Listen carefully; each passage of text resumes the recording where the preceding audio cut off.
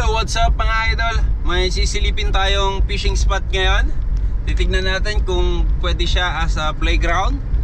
Check natin at update ko kayo mga idol sa ating lakad ngayon at sa ating fishing adventure.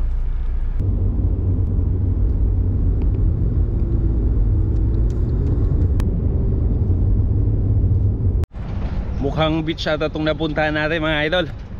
Ayan o. Tapos may dala tayong fishing rod.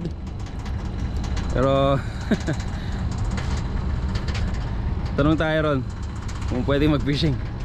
Magtanong tayo, baka may fishing area naman dito, fishing spot, baka pwede doon. Diba? You know, baka pwede ron. Tanong tayo sa guard.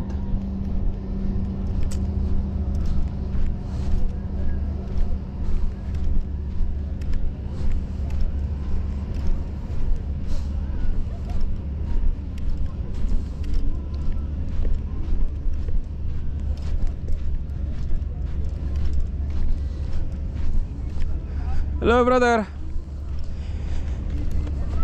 Brother, is there any fishing area here? Fishing is not allowed here.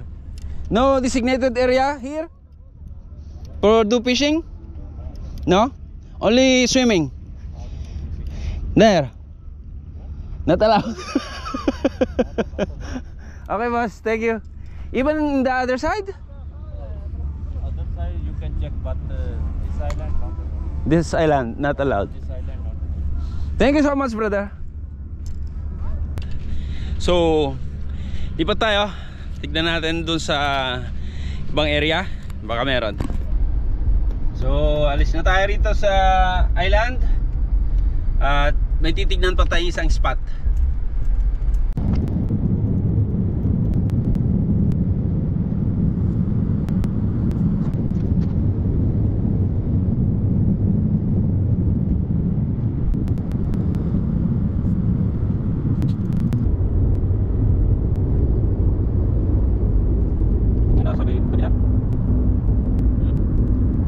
Dagat.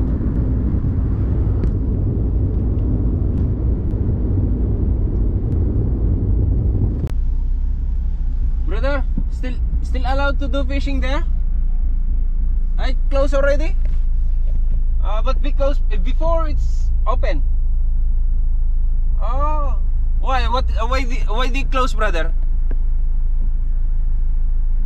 For some safety issue. Not the garbage, not like. Now it's 2 months close.